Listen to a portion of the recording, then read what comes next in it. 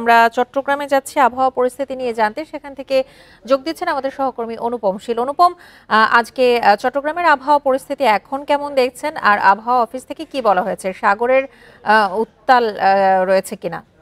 Bundle থাকলে প্রতি সেনমানিতে টাকা বাঁচবে। বিকাশ সেনমানি বান্ডেল কিনে জিতুন প্রতি লেনদেনে। গত 3 দিন ধরে, অর্থাৎ আজকে সহ 3 দিন ধরেই আমরা দেখছি যে চট্টগ্রামে একেবারে অব্যাহতভাবে বর্ষণ হচ্ছে। কখনো গুড়ি গুড়ি বৃষ্টি, কখনো থেমে থেমে মাঝারি, আবার কখনো ভারী বর্ষণও হচ্ছে। দিনে রাতে বৃষ্টি হচ্ছে এবং এর ফলে আমরা দেখছি যে চট্টগ্রাম নগরীর যে বিশেষ করে কর্ণফুলী নদীতে জোয়ারের সময় নিচু এলাকাগুলোতে কিন্তু জলজট তৈরি হচ্ছে। এছাড়াও আমরা চট্টগ্রামের পতেঙ্গা আবহাওয়া যেটি জানিয়েছে যে মূলত বঙ্গোপসাগরে যে মৌসুমি মেঘমালা, সেই কারণেই আসলে বৃষ্টি হচ্ছে এবং এই বৃষ্টি আগামী 24 ঘন্টায়ও তারা মাঝারি থেকে ভারী বৃষ্টিপাতের পূর্বাভাস দিয়েছে এই চট্টগ্রাম অঞ্চলে। এবং আরেকটি বিষয় তারা সতর্ক করেছে, সেটি হচ্ছে পাহাড়ের পাদদেশে যারা মূলত ঝুঁকিপূর্ণভাবে বসবাস করেন তাদেরকে নিরাপদ আশ্রয়ে যাওয়ার জন্য আবহাওয়া অফিস থেকে বলা হয়েছে। এবং এক্ষেত্রে আমরা আসলে অন্যান্য বছরগুলোতে যেটি দেখি যে এই ধরনের টানা বৃষ্টি হলে জেলা প্রশাসনের পক্ষ থেকে পাহাড়ের পাদদেশে যারা ঝুঁকিপূর্ণ বসবাসকারী আছেন তাদেরকে সরিয়ে দেওয়া হয়, মাইকিং করা হয়।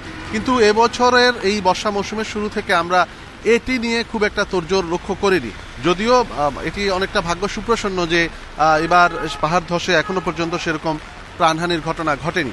আর সাগরের পরিস্থিতি যথারীতি উত্তাল রয়েছে। চট্টগ্রাম বন্দরের বহির্নোঙরে যে পণ্য উঠানামা করে সেগুলো এই সাগরের উত্তাল পরিস্থিতির কারণে সেখানে পণ্য উঠানামার কার্যক্রম ব্যাহত হচ্ছে। এছাড়া চট্টগ্রামের বাঁশবাড়ি অর্থাৎ চট্টগ্রাম থেকে সন্দ্বীপ রুটে যে নৌযান চলাচল সেখানেও কিছুটা বিঘ্ন তৈরি হচ্ছে।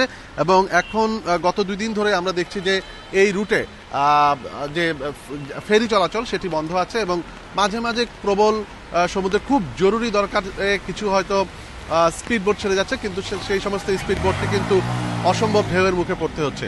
তো আবহাওয়া অফিস যেটি জানিয়েছে আগামী 24 ঘন্টায়ও চট্টগ্রামে এইরকম মাঝারি থেকে ভারী বৃষ্টি হতে পারে এবং মূলত পাহাড়ের পাদদেশে যারা বসবাস করছেন তাদেরকে সতর্ক থাকার জন্য আবহাওয়া অফিসের পক্ষ থেকে বিশেষভাবে অনুরোধ করা হয়েছে।